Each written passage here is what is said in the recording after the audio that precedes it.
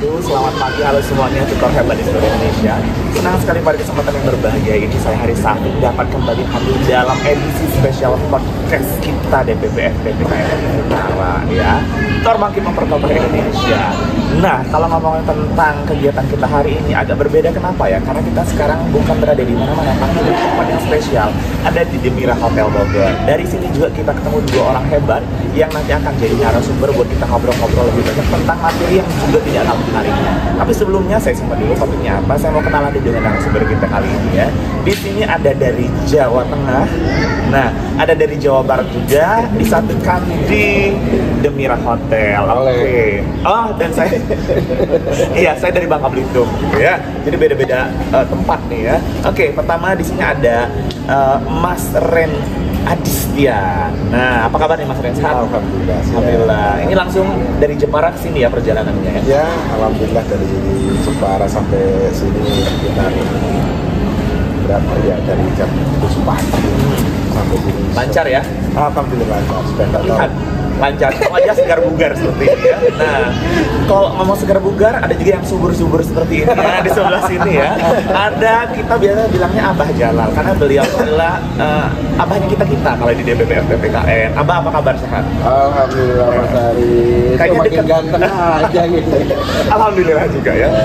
Kayaknya dekat Abah dari PKBM Masagi itu kalau nggak salah di Bogor ya? Iya betul, tapi di kabupatennya Mas Ari. Kalau ini kan maksudnya ke kota Bogor, kalau kita di kabupaten Bogor. Jadi secara perjalanan berapa lama dari Cuma 15 menit Mas. ya ampun, dekat banget ya, tetangga sebelah ternyata ya. Iya, tapi kan kemarin itu perjalanan saya cukup lumayan ini karena langsung pulang dari Sulawesi Selatan, dari Bone. Oke. Langsung ke sini. Iya, jadi Jauh juga jauhan saya, Mas. betul, malah dari Bone langsung ke sini ya. Oke, tapi luar biasa senang sekali ya. Suatu nikmat dari Allah Subhanahu wa taala kita bisa ketemu, dan ini orang-orang dedetor hebat di pendidikan kesetaraan. Kita akan ngobrol tentang bukan mungkin, tapi pasti saya yakin ya, semua tutor hebat di Indonesia nggak asing lagi dengan yang namanya kurikulum merdeka. Ada yang bilang Kumer lah, ada yang bilang KM, apalah namanya. Tapi intinya itu menjadi satu fenomena yang sedang terjadi di Indonesia, yang mungkin dalam perjalanan kita melaksanakan berbagai isu permasalahan yang kita hadapi. Nah, saya akan ngobrol sama dua orang hebat tentang masalah kurikulum merdeka ya. Dan saya pengen nanya dulu nih, yang pertama dari Mas Ren dulu. Oke. SKB Jepara saya dengar udah lama berdiri sejak tahun 98, benar nggak Mas? Ya, jadi Nah, SKB itu ada 810 ya, yang serentak itu Oke. tahun 98 itu ya, termasuk salah satunya adalah yang di Jepara. Makanya nanti kalau ada ulang tahun ya serentak. oh, bareng-bareng gitu ya. Ulang tahun Mas. Ulang tahun masal. Oke, ngomong-ngomong tentang berdiri tahun 98, itu berarti udah ngikut pergantian kurikulum berapa banyak gitu kan ya. Nah, terkait dengan kurikulum merdeka sendiri ini, Mas Ren menyikapinya seperti apa dengan pemerintah? Ini kurikulum merdeka langsung ikut atau nanti dulu, atau lihat-lihat dulu gimana secara SKB ya, bukan PGAPM nih? Ya, oke, kalau saya pribadi dalam mereka memang kurikulum itu harus sudah ya, harus selalu diganti. Jadi jangan sampai ada wacana berganti menteri, ganti kurikulum. Betul. Karena memang kita sudah tidak bisa menggunakan yang lama-lama. Ini sudah yang inovasi yang sudah paling utama adalah HP misalnya. HP itu kan yang mudah lebih canggih daripada yang sudah Iya. tua. Otomatis kompetensinya juga harus diganti. Kemudian cara penggunaannya. Betul. Makanya salah satunya juga di kurikulum. Kurikulum itu harus diperkembangkan. Kalau misalnya, karena kalau saya pribadi dengan teman-teman yang di Jepara menyambut positif. Itu di Jawa Tengah. Kalau ke Jawa Barat gimana? Khususnya di Abah ya, Abah kan PKBM Masagi udah luar biasa juga, sampai Abah itu dikenal sebagai Bapak Republik Indonesia. Nah, ini kan tidak bisa kita pungkiri bahwa apa yang terjadi dalam kurikulum merdeka juga berpengaruh pada kegiatan digitalisasi dapodik, peserta didik dan sebagainya. Dan kita tahu kemampuan PKBM itu berbeda-beda di seluruh Indonesia. Nah, bagaimana Abah lihat dari sisi seorang ketua PKBM? Oke. Perjalanan PKBM Masagi itu berangkat dari Mas Hadi ya, lahir dari tahun 1990. Itu tahun 98 sama berarti dengan Mas Ryan, itu kita sudah memfasilitasi tentang pendidikan masyarakat. Jadi itu pentas ya, pendidikan masyarakat melalui ujian persamaan. Sebelum ada paket A, paket B, paket C, tapi ujian persamaan, paket A, ujian persamaan B, ujian persamaan C. Nah, tentunya yang namanya kalau saya tidak sepakat dengan Pak Rain nih, sedikit berbeda. Kalau saya tidak berdefinisikan bahwa kurikulum itu berubah, tetapi beradaptasi mengikuti perkembangan. Beda ya, beda-beda ya, padahal sama-sama juga berubah Pak Rain ya. Tetapi maksudnya saya tidak mengatakan bahwa kurikulum itu, tetapi kurikulum itu beradaptasi dengan perkembangan zaman. Yang dulu mungkin yang mengalami menulis dengan sabak, berkembang menulis menjadi dengan kapur.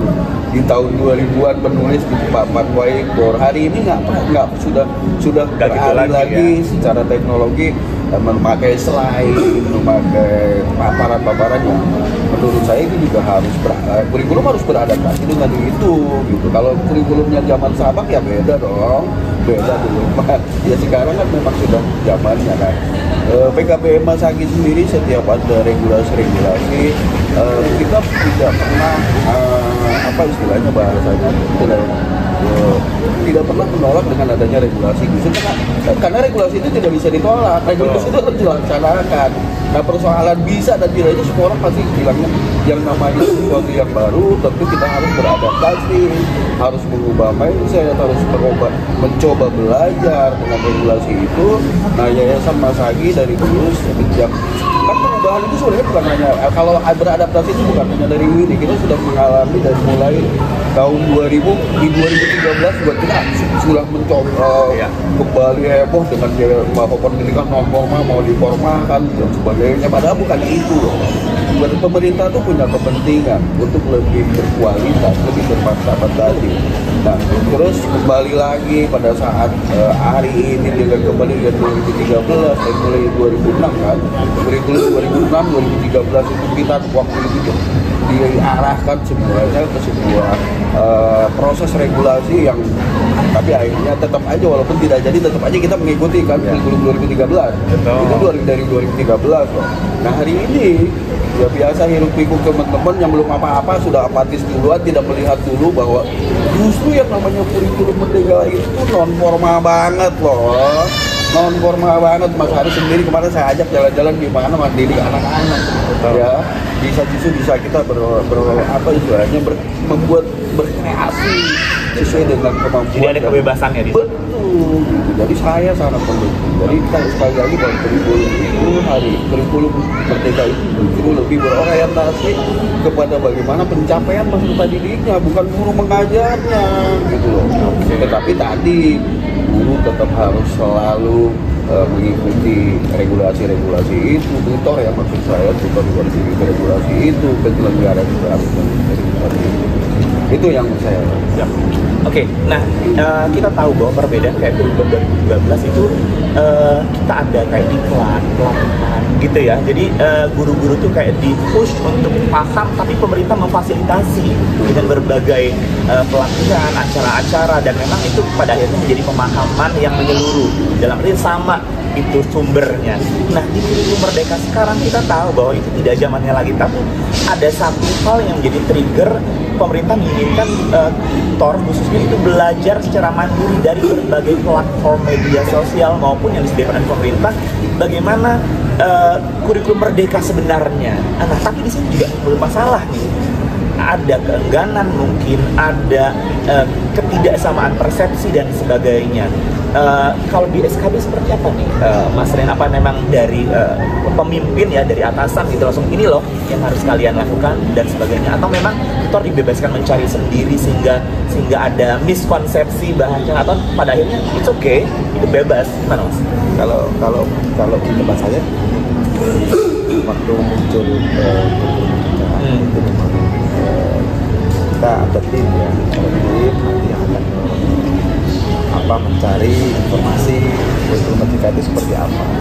Otomatis teman-teman semua itu kan rujukannya yang jelas paling utama adalah nilainya formal, maka yang masuk merdeka yang sudah dilaksanakan oleh sekolah penggerak. Sama kita akan belajar dari sana. Sekolah penggerak itu nanti baru kita lihat seperti apa sih rohnya kurikulum merdeka ini. Oh ternyata menurut saya lebih enak, lebih mudah.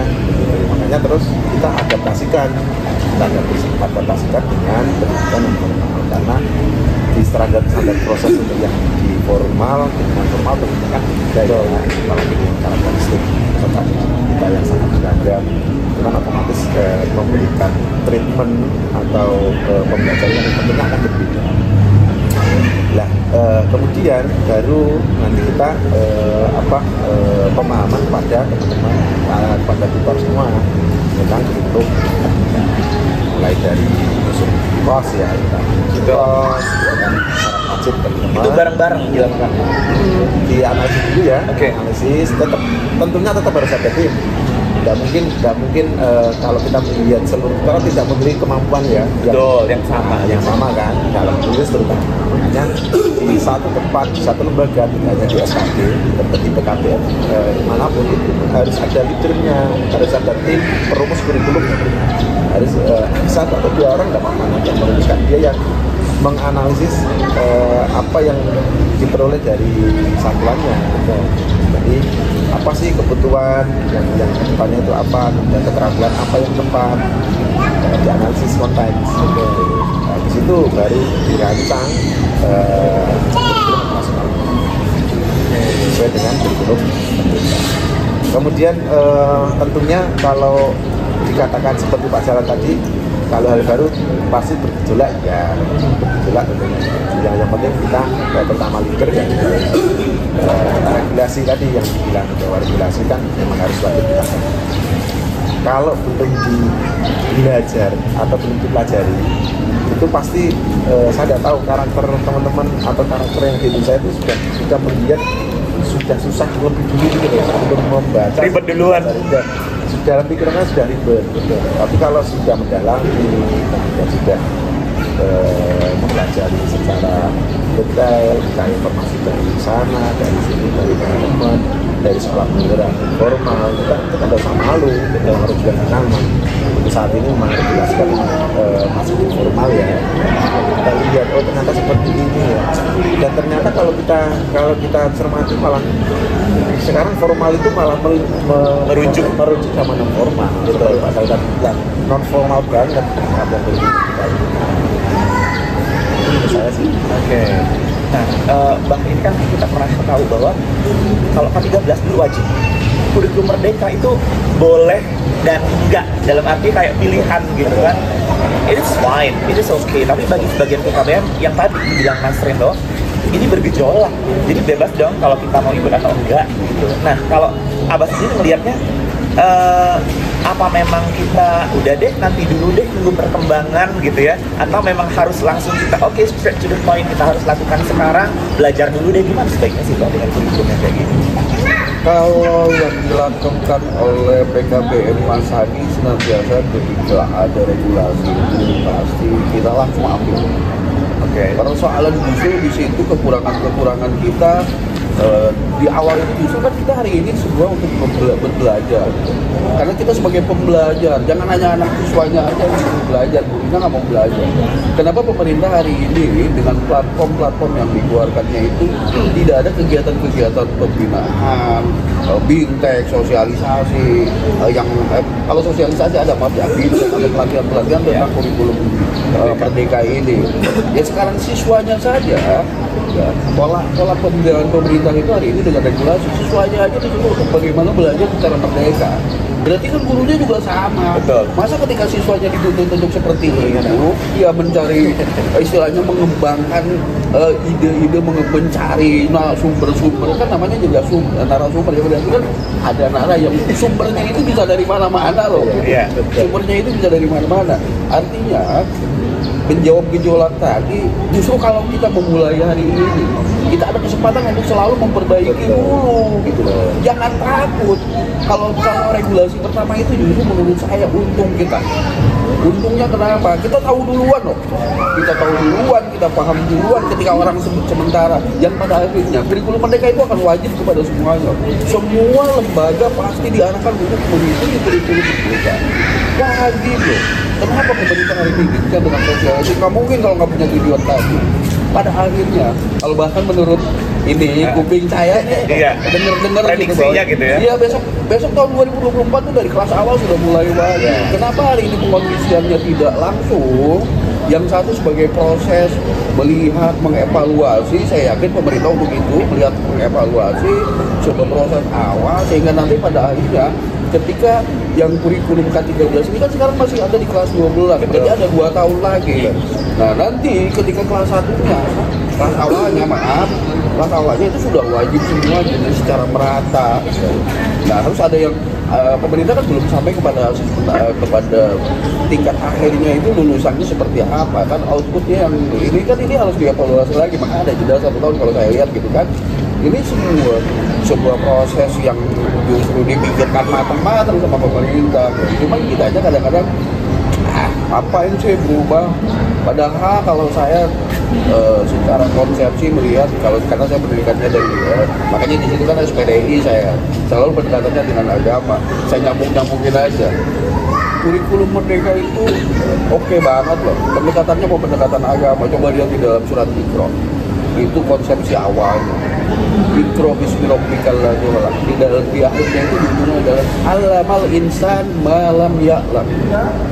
Coba deh Pak, perdalmi mengajarkan manusia yang belum dia tahu, yang dia ingin tahu, malam ya alam yang dia ingin tahu.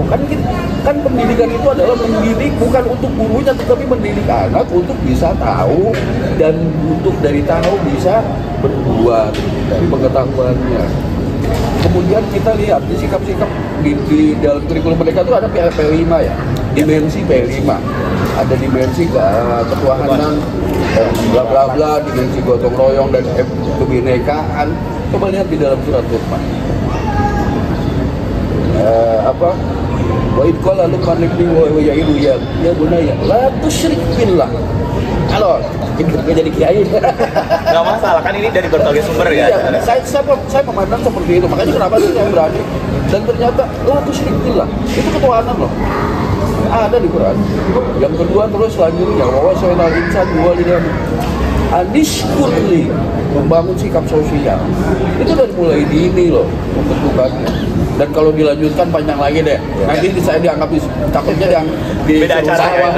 pidato tentang kurikulum merdeka saya nanti. Oke. Itu. Dan pelaksanaannya ke anak-anak justru ketika saya terapkan di anak-anak dalam beberapa kali, karena kita memang sudah tadi kaitan dengan bagaimana ketika kita sudah mengetahui informasi pengetahuan dari regulasi melalui platform yang disiapkan oleh pemerintah, tentunya kan kita pada awalnya bingung, oh ini bagaimana segala macam. Nah, kita biasanya membuat diskusi di dalam kelas untuk para gurunya itu ada. Oke lah kalau dalam bahasa ini komunitas, cuman saya belum membahasan sebagai komunitas, tapi mereka memang berkolaborasi bareng-bareng, yuk kita sampai brainstorming ya. Iya gitu. Untuk menciptakan, ternyata ketika diterapkan kepada anak-anak itu yang tadi persentasenya pembelajaran itu hanya sekian bisa naik.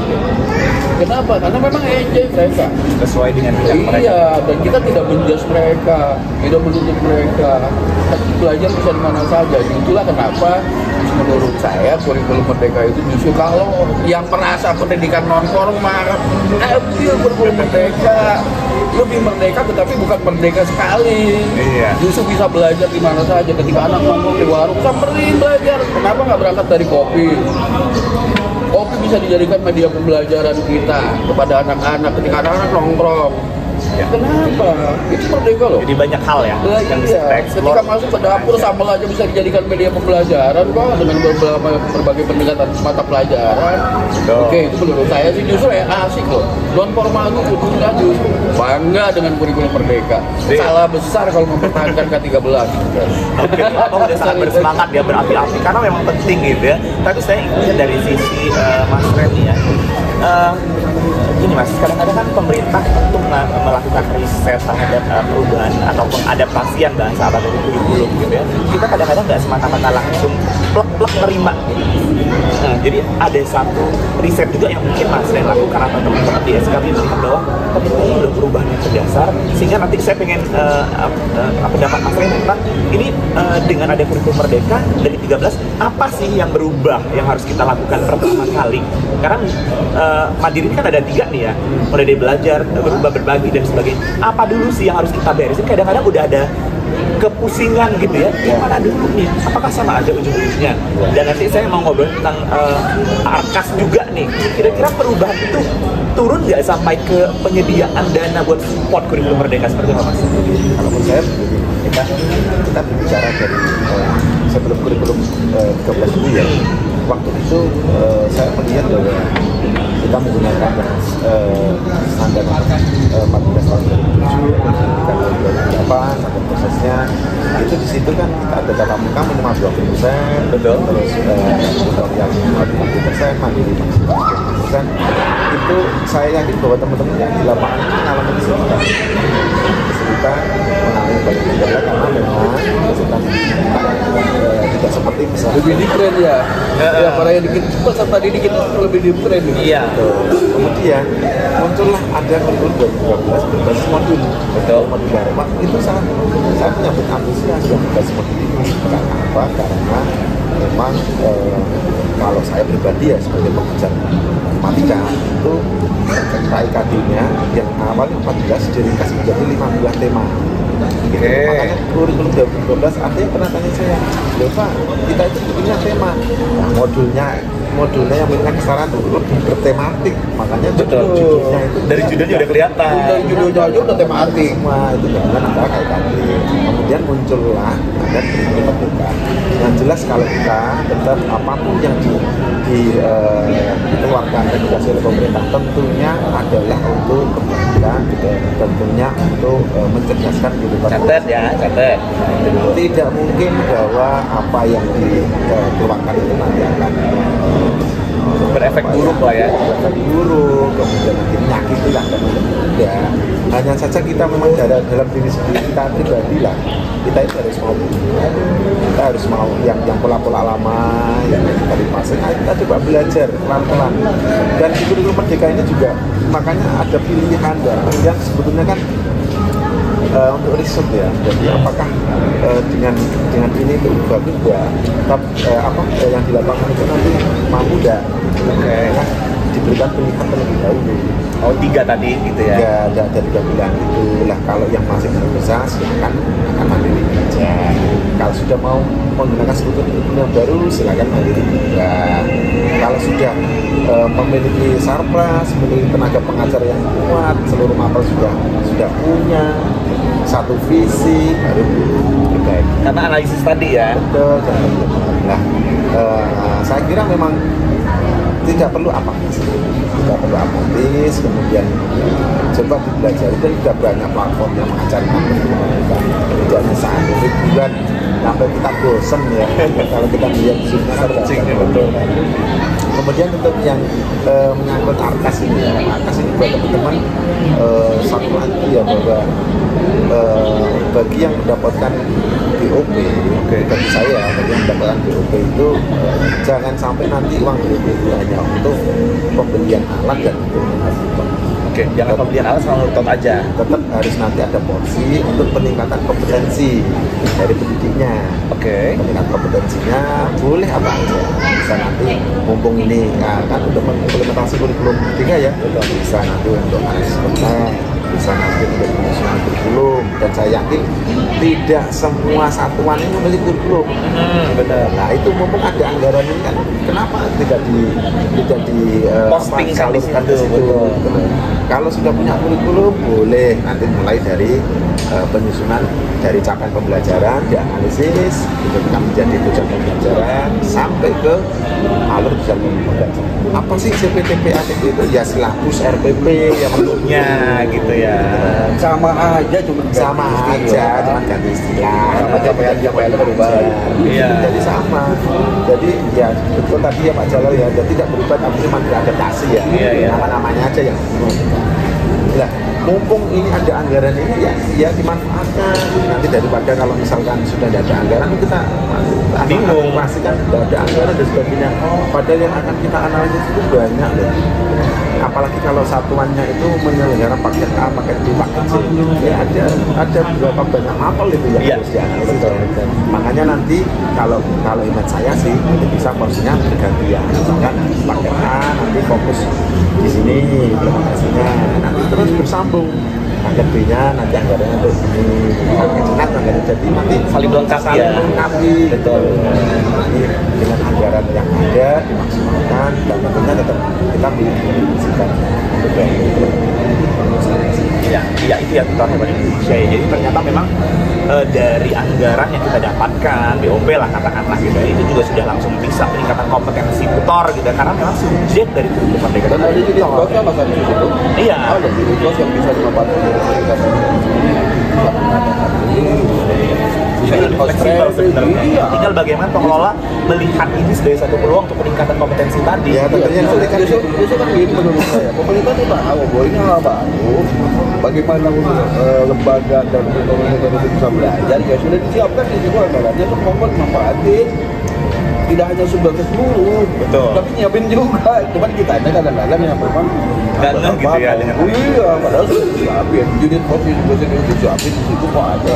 Oke, Bah. Nah, ngomong tentang yang tadi ya, tentang perubahan atau adaptasi yang dilakukan dari kurikulum 2013 ke kurikulum merdeka ini, banyak hal-hal yang pada akhirnya harus tutor kuasai, harus tutor buat, karena tadi CPTP, ATP, aduh itu kayaknya hal baru, hal lama katakanlah, tapi ini juga ada yang baru-barunya gitu kan, ada penyesuaian adaptasi tertentu. Jadi kayaknya kalau dibilang kurikulum merdeka bikin tutor itu bebas dari administrasi yang bejibun. Nah, itu gimana tanggapan tutor di PKBM Abah sendiri atau secara umum ya Abah?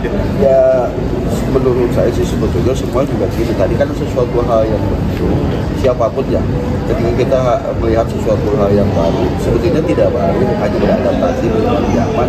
Ketika dulu istilahnya alat belajarnya itu adalah apa, kemudian alat belajar berubah kapur, alat belajar berubah menjadi fokus gitu kan. Nah berubah lagi dulu dari mulai dulu malah lagi zaman kita tiktiu kan, jadi itu berubah menjadi CPTP kan, itu sama aja, hanya perubahan istilahnya padahal isinya sama. Intinya apa sih? Intinya bagaimana menjadikan peserta didik kita menjadi manusia yang berkualitas. Pembelajaran hari ini lebih kepada pembelajaran itu, kalau dulu justru kalau menurut Pak Raif kemarin saya ngobrol lebih beratan ke 13 loh pengkajiannya itu, karena kita harus mengkaji KDKI segala macam, lebih beratan di K13. Kurikulum merdeka itu justru enak, tinggal turunin jalanin. Tapi kalau tadi tutor Abah sendiri merasa ini sama berat tadi nggak saya sih? bilang berat kalau secara Administrasinya berat banyak. itu, tetapi kan sebetulnya itu ketika kita sudah mempelajari sesuatu lalu didiskusikan jalan keluar dan memang harus berkolaborasi, memang tidak bisa sendiri. Ya sangat berat dan sebuah lembaga. Ketika lembaga itu ya wajar tadi memang PKBM rata-rata gurunya cuma satu. Nah itu yang menjadi masalah mungkin berat ya teman-teman. Nah itu makanya. Nah ketika semuanya dibangun bersama-sama, dikerjakan bersama-sama dan sering didiskusikan sama, para itu juga di SKB yang PKBM negeri tadi gurunya tidak sama kan pemahaman itu. Di saya juga masih ada 3 guru yang memang secara teknologi tertentu. Tapi kan justru ketika di dalam komunitas belajar di dalam sekolah itu diskusi akan saling mengimbas. Pelaksanaan pengibasan yang tidak berasa gitu, karena kan ketika diskusi oh iya mereka juga kan ada orang tuh yang harus berulang belajarnya. Kalau saya mungkin saya baca alurnya, saya baca ya, saya salah satu orang yang tidak pernah ikut pelatihan yang anda lakukan, istilahnya tidak langsung bersentuhan dengan narasumber dengan aslinya tafsir gitu. sendiri. Ya saya lihat dari alurnya seperti ini, paradigmanya seperti ini, keinginannya seperti ini. lalu tafsir. Makanya saya selalu bilang, masa ini saya salah tafsir kan? Kan selalu saya tanya gitu. Kenapa? Ya tadi hasil diskusi dengan teman-teman guru, hasil diskusi dengan, karena memang kita senantiasa ada setiap 3 bulan itu ada musyawarah dengan para tutor di sekolah harus berbuat apa dan bagaimana.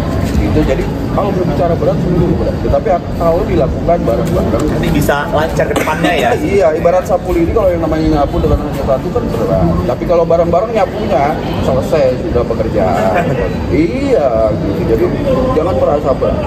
Intinya mau dibilang berat, mau dibilang ringan, yang namanya regulasi itu pasti wajib dilakukan. Itu Saya aja. tambah dikit ya, Iya. yang Pak Jalil. Jadi betul kata Pak Jalil tadi, bahwa tidak semua satuan itu kuat. Misalkan dia memiliki pengajar yang banyak, selain mapel, misalnya mapel IPA yang fase E, IPA kalau yang guru merdeka, Iya. ada IPA dan IPS. Itu tidak mungkin satuan itu memiliki pengajar yang semua mata pelajaran dihapus, sudah ada orangnya. Betul. Makanya versi dari komunitas tadi, komunitas belajar ya, komunitas dengan teman-teman tutor, dengan teman-teman PKB yang Indra. teman-teman satuan, Indra dulu, Indra satuan dulu, nanti kalau tidak kuat bisa berimbas dengan teman-teman komunikasi Sama-sama. dengan gitu ya. dengan yang di luar. yang kedua dengan PKB yang terdekat. Ada forum Sama tutor. forum tutor ada Kita ada orang tutor. ya ada, jadi saling komunikasi gitu. Karena tidak mungkin misalnya kayak kita ya, kita bandingkan saja kita dengan formal dan non formal ya. Kalau yang formal itu hanya satu lintas saja, kalau SMA saja. Nah, Kalau kita itu dari A A, sampai B, C, C semuanya jadi SD, satu, ya. SMP, SMA semua. Berat. betul. Berat dan banyak ya Pak Ed. Berat dan banyak. Apalagi yang paket tadi kelas saya 6 kelas. Iya, sama. Dari kelas 1 sampai kelas 6 kan? Iya. Bayangkan berapa banyak CP yang dianalisis. Makanya pelan-pelan penggunaan supaya optimal BOP ya seperti itu salah satunya ya. Jadi kita sudah bertarget tahun ini nanti anggaran ini, tahun depan kita sudah merancang lebih untuk C. Kalau tidak mampu ya kita sama-sama komunitas lagi internal dulu, mampu tidak pengajarnya, oh ternyata saya masih kurang pengajar geografi seperti kita sandingkan dengan teman-teman satuan yang lain Ya. yang terdekat komunitas begitu. Apalagi sekarang sudah banyak teman-teman forum dan sudah Saya melalui forum sangat-sangat bisa. Oke, ini ada satu pertanyaan yang menggelitik saya terhadap kemarin kami sempat ngobrol juga. Kan kita merdeka belajar bahwa kita tuh sebenarnya bisa memunculkan berbagai keterampilan yang dimiliki oleh peserta didik gitu yang diinginkan oleh pengelola atau tutor, tapi ternyata pemerintah memunculkan hanya 9 keterampilan gitu ya, melalui yang apa bisa kita akses gitu kan. Sedang keterampilan yang mana itu gimana caranya, bikinnya gimana, atau boleh nggak itu benar lokal kita aja gitu karena itu kearifan lokal kita misalnya. Nah kalau di SKB sendiri, saya SKB Jepara nih ya, yang saya tuh kalau mikir Jepara atau ukiran tapi nggak ketemu itu tentang keterampilan ukiran itu. Nah Mas Rin gimana bikinnya kayak gitu, ada nggak sih? Jadi begini ceritanya. Jadi kita memahami ya kenapa yang memiliki SKP itu ada 9 kaitannya dengan ajarnya. Jadi kalau kita berbicara tentang keterampilan untuk non formal yang ada di Indonesia itu beribuan, ratusan bahkan ribuan ya mungkin ya. Jadi banyak sekali keterampilan. Nah, makanya yang dari pusat itu, yang dari BSKP itu hanya mampu membiayai untuk menyusun 9 CP saja. Itu keterampilan. Nah, tetapi bagi satuan yang mempunyai keterampilan selain 9 itu, silahkan nanti menyusun CP keterampilan tersebut. CP secara sederhana juga boleh, tidak masalah secara lokal tadi. Oke. Tapi andaikan keterampilannya sudah ada di 9 itu, silahkan merujuk di situ. Oke. Karena CP yang ada di CP yang ada di kementerian itu sudah per fase dia. Ya. Jadi kalau mau lihat kalau pakai B nanti lihat fase B-nya. Kalau dia pakai C-nya, fase dan E. Keterampilan sudah ada per fase. Nah, tapi bagi satuan yang ada keterampilan di luar itu, ya bikin CP itu apa sih SKL. Saya yakin teman-teman semua itu kalau mengadakan keterampilan dia itu pasti memiliki standar kelulusannya masing-masing. Ya, kalau misalkan keterampilannya pintas, oh ternyata dia hanya sampai pintas sampai ke promosi, ya sudah, itulah CP-nya dibuat saja. Dan hanya saja nanti CP yang disusun merujuk dari apa yang sudah JP dikeluarkan. Tata letak bahasanya ya rasional, D itu juga, C-nya karakteristik dari keterampilannya, D-nya baru keterampilan. Kalau yang di Jepara ini kebetulan sudah merancang 6 keterampilan. Itu yang di luar 9. Di luar 9. Oke. Itu waktu itu ya, jadi tinggal kita mengadaptasi dengan menjadi CB. Waktu itu kita sudah musim 6 itu 1 keterampilan ulir, yang 2 itu keterampilan balik, kita sudah tersusun, yang 3 itu rotan, yang keempat itu monel. Keterampilan monel itu yang gelang untuk haji. Iya. Dari Jepara itu. Betul ya, itu ya. Kemudian yang keempatnya keramik, kemudian yang keenam itu ada satu lagi tenun terasa. Oke. Jadi kita nyusun memang benar-benar 6 kurikulum lokal yang ada di Jepara. Tinggal kita adaptasikan, kita sesuaikan. Misalnya kita keterampilannya apa ini? Batik ya, nanti kita nyusun jadi batik standarnya. Kemudian untuk yang ukir yang di Jepara memang salah satu analisis konteks saya dengan teman dengan kepala dinas kan saya interview ya. Memang untuk yang di Jepara itu minat yang usia-usia muda untuk nggak mau lagi. Jadi tetap dimunculkan kembali. Gitu. Nah, yang penting kita sudah siap. Betul. Nanti kalau kita ada keterampilannya. Oke, tutor hebat ini kayaknya memang banyak sekali. Kalau tadi dibilang bahwa kalau kita ngomongin Indonesia itu so many kind of gitu ya, knowledge and skill about local thing ya, local wisdom maksud saya. Nah, kalau nanti mau nanya-nanya nih, aduh Mas Ren gimana sih bisa bikin 6 yang tadi di luar 9, kita skill nanti ya, nomor handphone dari Mas Ren boleh ya? Boleh ya, jadi bisa nanya-nanya ngambilnya di mana, SKKN atau apapun namanya gitu ya, nanti bisa konsultasi juga, karena beliau itu orangnya asik dan terbuka gitu ya. Saya beralih ke Abah nih, tadi ngomongin tentang SKL, berarti itu ada di ujung gitu, tentang asesmen. Saya ngomong sama Abah ngomongin tentang kaitan antara asesmen yang bisa dilakukan dalam kurikulum Merdeka, turunannya terakhir adalah ERAPON. Ini gimana sih Mbak sebenarnya perubahan-perubahan yang terjadi? Oke, ya kita tahu bahwa hari ini itu yang saya di lapangan lihat banyak yang disalahkan, mispersepsi tentang diterbitkannya Permendikbudristek nomor 21 tahun 2022 tentang asesmen. Di mana bahwa asesmen itu kan sebetulnya dikelola oleh lembaga terkait yang membidangi itu. Kalau hari ini kita BSKP ya, BSKP. Dan secara tidak langsung bahwa di dalam melalui Permendikbud itu sudah tidak ada lagi UPK. Sekali lagi tidak ada UPK, tidak ada ujian akhir, tidak ada ujian sekolah. Ya, istilahnya tidak ada itu, tidak ada ujian. Dan sekarang mispersepsi di seluruh negeri masih menuntut adanya. Ya. Masih bahkan ada beberapa dinas pendidikan yang dan tadi juga saya lihat diskusi di grup dinas pendidikan bahwa masih ada ujian sekolah, ujian lain tidak ada. Semester gitu. Yang ada itu adalah dengan istilah BSKP. Formatif. Ada asesmen itu hanya 2, asesmen formatif dan asesmen sumatif.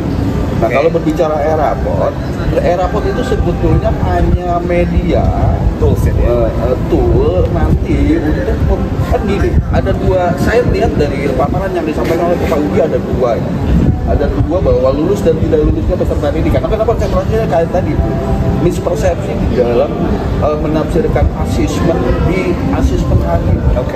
Karena tidak ada asesmen akhir kalau dilihat dari tadi. Lalu lulusnya siswa seperti apa indikatornya? Nah, lulus siswa itu hanya 2 indikatornya. Yang pertama adalah tuntas belajar, ketuntasan belajarnya. Ketuntasan belajar berarti kalau berbicara ketuntasan belajar apa buktinya? Dari tadi pencapaian itu kan bisa dilihat dari nilai, nanti itu yang poin kedua. Tetapi saya bisa bicara dengan absen, kehadiran baik kehadirannya seperti apa, itu tadi pembuktiannya. Itu yang poin yang pertama adalah tuntas belajar dari tingkat awal sampai dengan akhir, berarti rata-rata 6 semester. Itu dibuktikan dengan absen. Itu lulusnya siswa yang pertama. Lulus siswa yang kedua adalah mengikuti asesmen yang dilakukan Di situ tidak ada kalimat asesmen akhir, tidak ada kalimat asesmen sekolah, nggak ada. Tetapi mengikuti asesmen yang dilakukan oleh satuan pendidikan. Asesmen itu ada dua, tetapi di situ asesmennya asesmen sumatif, bukan yang formatifnya. Jadi kalau formatif itu tambahan sifatnya. Kalau dulu mah ulangan harian, tugas, PR itu formatif kan gitu. Nah, mengikuti asesmen sumatif yang dilaksanakan oleh satuan pendidikan ini berlaku kepada formal dan non formal loh ya. Tapi masih ada loh yang nggak paham kapan sih sumatif itu dilakukan? Ya sumatif itu seperti semester kalau mau kita jenjangnya semester, karena kan kalau bicara mengikuti pemerintah pusat mau lihatnya dari mana? Dari rekam nilai yang di mana? Rekam nilai yang diinputkan ke dalam Dapodik. Nah, memasukkan rekam nilai ke dalam Dapodik itu ada yang melalui e-raport, ada yang bisa hari ini dengan mengisi di menu nilai. Oke. Jadi menu e-raport itu hanya sebatas apa istilahnya media untuk mengisikan nilai tadi. Tetapi kalau saya lihat raport kita justru sudah beradaptasi dengan hasil BSKP, dengan asesmen yang dilakukan BSKP. Seperti itu Mas Arif. Oke, kalau sumatif tadi dilaksanakan di akhir semester, ketika dinas bilang ada ulangan akhir semester, apa bedanya gitu? Jadi semester 1, semester 2 kalau saya lihat nggak ngikutin itu ya. Kalau sumatif 1, sumatif 2, sumatif 3, sumatif 4, sumatif 5, sumatif 6 kan cuma itu. Kenapa saya berbicara begitu? Karena di Dapodiknya juga seperti itu kan. Karena di dalam mengisi rapat juga seperti itu per semester. Nah, bukan nilai hasil sumatifnya yang dimasukkan ke dalam rapor. Nah, dicatat itu bukan nilai hasil sumatif. Hasil sumatif, tetapi penggabungan dari formatif dan sumatif. Asesmen tadi semua asesmen digabungkan menjadi nilai akhir. Oke, itu ya catatannya. Betul nggak Pak Reddy? Betul, ini tambahan dikit ya, tambahan dikit ya. Jadi apa bedanya formatif dan sumatif? Jadi formatif itu betul tadi seperti ulangan yang biasa kita ngajar ya, kayak sama matematika. Ini sebelum pembelajaran berakhir, saya berikan materi ulangan, tetapi langsung dikoreksi di tempat.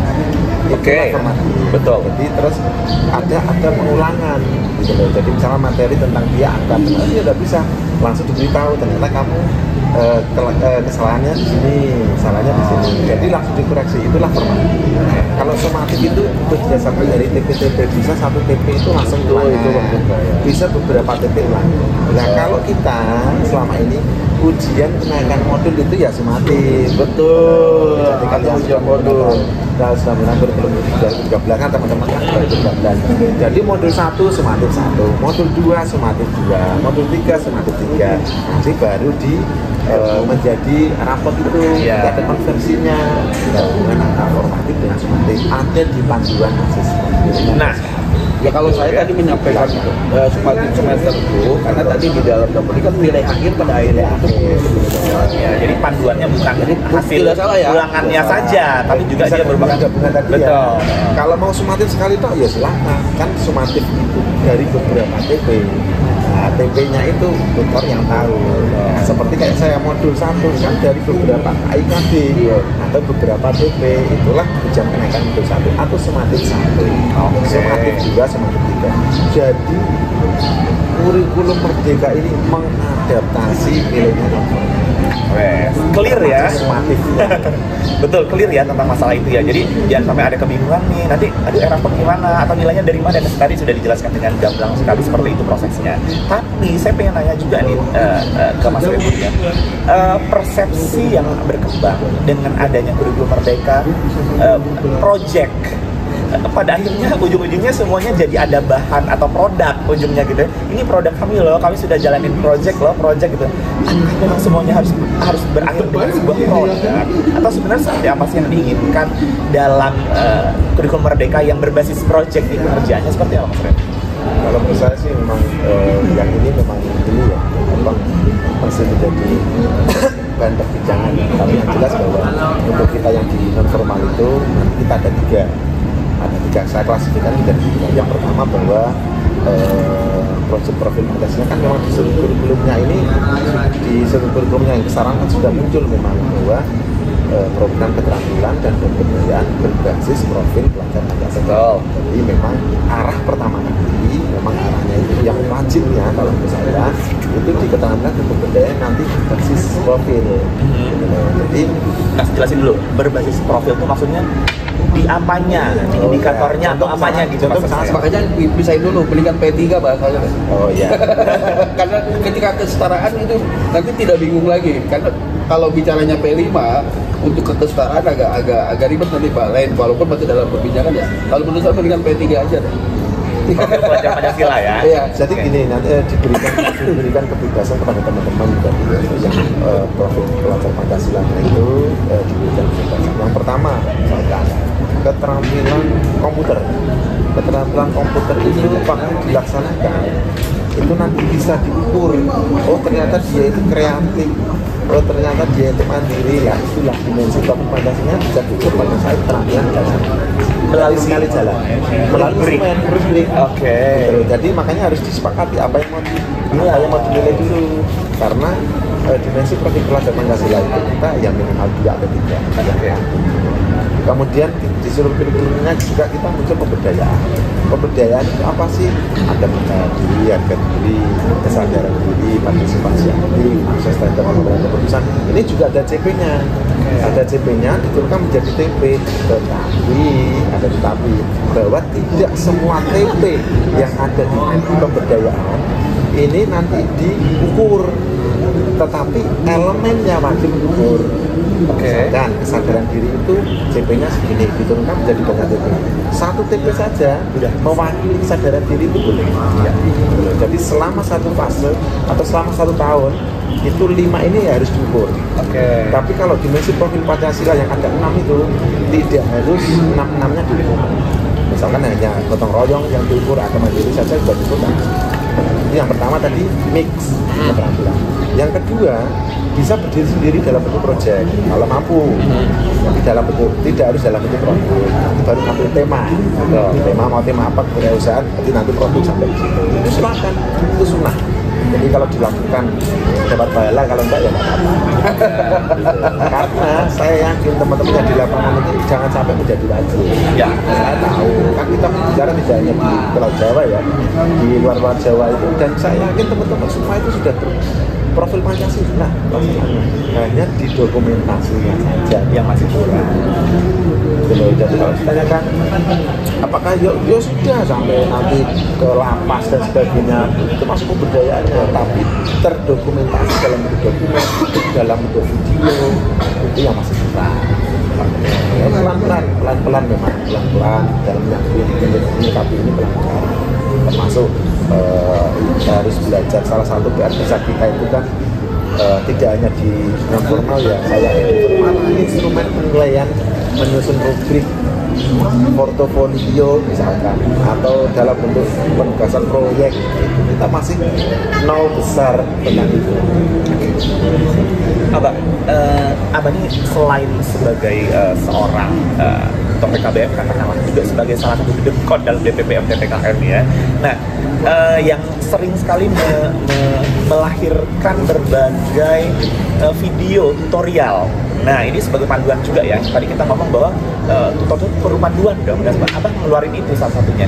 Nah, ini Abang sendiri melihat katakanlah orang yang melihat ini atensinya seperti apa sih Bang?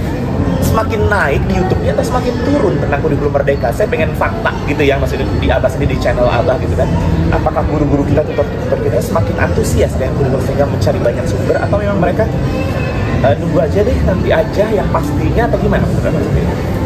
Kalau menurut saya, sebenarnya kan kalau bicara tentang media pembelajaran yang berbicara tentang kurikulum merdeka dengan turunan-turunannya, itu sudah banyak sekali ya. Antusias teman-teman untuk mengikuti itu sangat banyak. Itu fakta. Ketika saya kan berangkat dari sebelum kita masuk ke dalam kurikulum merdeka itu ada teknis-teknis yang harus diambil. Betul. Yang pertama adalah dia harus punya akun belajar ID dulu. Yang belum punya nih harus punya gitu ya. Ada panduannya Pak ya? Ada. Silakan di Jalaluddin Murti Channel, jangan lupa like, share, dan subscribe. Nah, ini yang perlu jadi awalnya apa dulu gitu kan? Dari mulai kan daftar dulu akun belajar ID kepala sekolah itu wajib. Kemudian tutor-tutornya juga wajib mendaftarkan akun belajar ID-nya. Sangat gampang kok. Tinggal ketikan belajar.id. Kalau yang adminnya belum jalan, tapi kalau yang adminnya jalan itu udah enak. Tinggal diaktifasi sama adminnya udah selesai.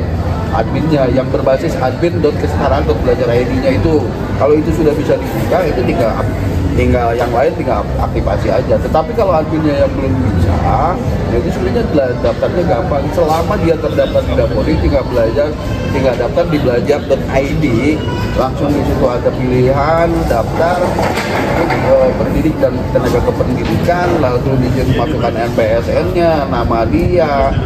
Nah, ini yang menjadi masalah ketika teman-teman saya coba dampingi untuk mendaftar itu.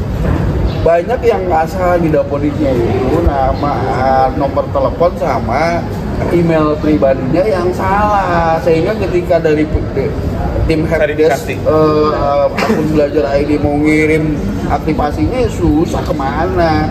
Jadi teman-teman tuh ngisi Dapodiknya tuh yang biasanya yang penting asal.com dah gitu atau nomor HP-nya tuh asal 081 gitu lah. Jadi banyak yang tidak nyampe, akhirnya bingung sendiri bagaimana yang seperti itu. Nah, Bapak Ibu bisa melakukan perubahan dulu di Dapodiknya, lalu lakukan sinkron di Dapodiknya, itu di gurunya itu dirubah dulu, di tutornya itu dirubah dulu. Nah itu, jadi kalau minatnya sih hari ini sebetulnya pengen, teman-teman itu pengen.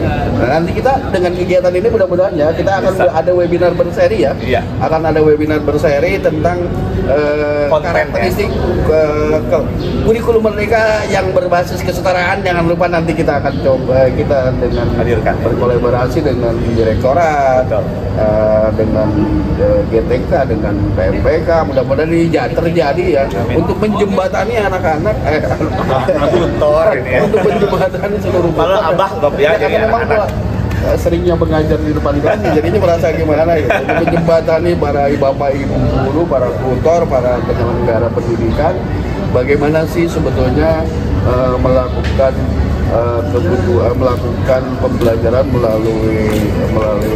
secara mandiri ya, secara mandiri. Dan nanti kita mudah-mudahan, karena kita sudah mengidentifikasi ya, kemarin dengan tim kita, nah kemarin sudah mencoba mengidentifikasi kebutuhan teman-teman itu seperti apa. Kalau saya kemarin benar-benar pokoknya yang penting ada yang bisa dijiplak. Teknis. Mudah-mudahan sampai kepada teknis itu ya Pak Rain ya. Kita nanti coba justru Bapak Ibu nanti bisa menyampaikan sih apa sih yang mau kita pelajari tentang kurikulum merdeka, bisa di chat ya. Video ini nanti, video ini akan live di YouTube. Bapak Ibu tinggal chat apa sih kebutuhan Bapak Ibu untuk mempelajari tentang informasi kurikulum merdeka tadi. Silakan Bapak Ibu ya. Oke, mantap ya. Nah, kemarin satu lagi nih, saya belum sempat ngobrol masalah PMM. Tadi ngomongin platform nih ya. Nah, kita tahu ya, PMM itu kan dia banyak banget loh isinya gitu kan, sampai aksi nyata yang harus dilakukan guru gitu kan. Padahal pemahaman guru itu juga belum gimana banget gitu kan. What about the deadline? Kapan sih deadline-nya? Kapan sih kita harus segera memvideokan katakanlah, atau tagihan yang harus kita penuhi itu mengalir aja, atau nanti tunggu tahun depan ada wajib itu harus selesai, gimana sebenarnya? Jadi gini, saya berbicara tentang PMM dari kacamata Pak Belajar, bila saya paham belajar. PMM itu tahun kemarin itu tidak mengakomodir non formal. Oke. Jadi kalau ada belajar ID-nya, admin kesetaraan waktu betul tidak bisa mengakomodir. Jadi kecuali kalau dia memang afiliasinya sudah guru ya, guru sudah otomatis langsung bisa masuk. Iya, karena induk ya dia. Betul. Tapi kalau yang mau belajar di tempat saya itu kan tidak dan guru, makanya tidak bisa masuk. Baru terakhir kemarin sudah diakomodir untuk yang sekarang itu dari saya. Di dalamnya itu memang salah satunya memang fitur-fiturnya untuk belajar mandiri, kemudian nanti pengisi yang di dalamnya itu ya memang itu belajar mandirinya kan begitu ya, desainnya harus sampai kalau nanti tuntas, kalau dia mengerjakannya kurang ya harus mengulang gitu. Memang desain dari PSKP dari pusat ya, yang implementasi kurikulum merdeka itu seperti itu. Kenapa kok bisa? Ya berawal dari sebelum sebelumnya tentunya kan Jadi ya ternyata memang harus seperti ini, ternyata harus seperti ini gitu. Tapi tentunya kalau saya lihat tidak ada batas waktu. Yang penting kan itu topik-topiknya itu kan untuk mandiri ya. Hanya saja saya baru muncul pas kemarin diskusi, ternyata seluruhnya harus diisi. Betul. Saya baru tahu. Yang kalau setahu saya ini kan ya hanya yang sekarang saja, yang mungkin ini menjadi urusan masalah bagi tim pengembang PA. Bahwa lagi develop juga ya dia. Tidak semuanya kan kita apakah harus kenal juga. Betul, itu juga sih menurut saya. Karena nyata yang memang harus belajar. Tapi saat ini gimana ya hidup saya itu? Misalkan gini ya, ada lembar penugasan yang ada di PMN itu. Jadi jawabannya juga sudah banyak pertebaran loh di Google itu. Betul. Jadi bisa langsung comot aja gitu ya. Padahal yang lihatnya bagus betul, nanti untuk belajar secara mandiri. Nah, ternyata ya, jadi jawabannya sudah ada di ini kan. Begitulah ya, harap maklum. Tapi pada jangan dibilangin nanti pada contek. Bukan, tapi pada akhirnya dikembalikan kepada individu masing-masing ya, bagaimana ingin untuk belajar terhadap terbaru itu. Ya diri sendiri ya. Justru untuk mengukur diri kita sih jauh kemarin. Iya. Yang nggak apa-apa lah, yang penting selamat dan paham gitu ya. Ya, saya begitu sih kan tidak ada. Kita tuntutan waktu kan tidak ada ya. Dan itu saya kira itu kan murah ya. Andai kan kalau kita belajar kuliah itu berapa tahun? Itu sampai lama juga ya. Iya. Apa mungkin ada gratis itu yang mungkin diabaikan? Bukan. Kalau menurut saya tadi Pak Rai, kan tidak semua orang bisa melihat video, membaca, awalnya dia hanya mendengarkan aja, tidak semua orang seperti itu tidak mudah. Nah, makanya kan tadi kembali setelah itu didiskusikan di kobelnya, di kombelnya bukan kobelnya, di kobelnya komunitas belajar, di intranya gitu. Jadi untuk memperkuat kemampuan kita, pengimbasan juga kan di situ bisa dilakukan. Kalau saya melihat PMM itu justru sebagai sebuah media platform untuk siapa belajar hukum. Semua ada di situ. Saya belajar tinggal CV-nya juga ada di sini. Tinggal nanti kalau mau dijadikan sebuah dokumen kan tinggal copy paste, tinggal mengembangkan ya gitu. Itu enak loh gitu ya. Belajar dengan hanya satu genggam HP, dulu harus bawa buku, bawa tas ke kelas. Kita sekarang belajar mengajar dengan satu HP, bawa HP di kantong udah. Kalau dulu kan bawa tas, bawa laptop, kalau ngapain capek, berat. Belajar itu justru sekarang disuruh enak. Dan akan justru bukan kita yang memaparkan, karena kalau pengetahuan kita terbatas hanya pengetahuan kita, tapi anak kalau dia anak disuruh mengeksplor semua sumber-sumber yang ada dari yang dia tahu, yang dia dapatkan, justru anak lebih besar hasanahnya gitu, lebih tinggi hasanahnya. Bisa saja justru mereka menjadi tutor sebaya.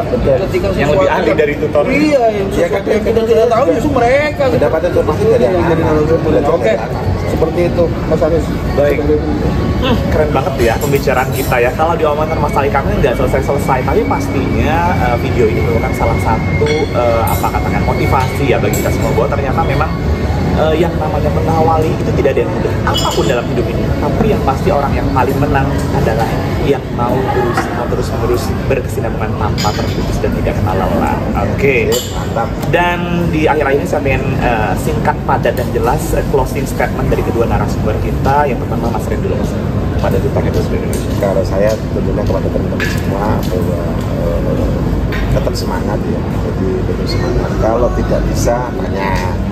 Kalau tidak bisa tanya yang satu, tanya yang lain gitu. Atau sekarang banyak di dunia maya banyak jadi tetap semangat, jangan sampai kendor, kemudian regulasi ada ya hal yang baru itu jangan sampai ketinggalan gitu. Jadi kalau ketinggalan nanti yang lain sudah sampai sana, Bapak Ibu semua baru sampai sini.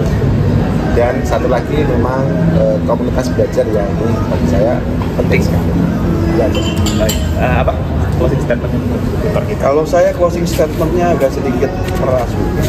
Jadi di Safina, Pak Innal Bahar Amik, senantiasa perbaiki perahu kita, perbaiki pengetahuan kita, perbaiki hal niat-niat kita menjadi niat yang baik, niat yang bagus, dan senantiasa belajar. Kenapa? karena ternyata lautan itu sungguh dalam. Dalam Gitu. ya. Itu lautan dalam Tutor sudah bangkit dalam. memperkokoh Indonesia. Oke, Tutor Waktu Indonesia, pada terasa waktu kita juga sudah habis ya, dan pembicaraan ini kayaknya memang bisa untuk dilanjutkan, tapi dua orang narasumber kita ini sangat available to be invited. Kalau mau diundang-undang gitu ya ke berbagai acara-acara atau mau konsultasi, boleh nomor handphone, dan juga nanti hal-hal lainnya bisa kami sediakan di deskripsi gitu ya. Dan akhirnya kami bertiga, saya Haris Safi undur diri. Terima kasih sekali atas perhatiannya, mohon maaf segala kehilafan. Billahi taufiq wal hidayah. Wassalamualaikum warahmatullahi wabarakatuh. Tutor Bangkit memperkokoh Indonesia. Bye bye.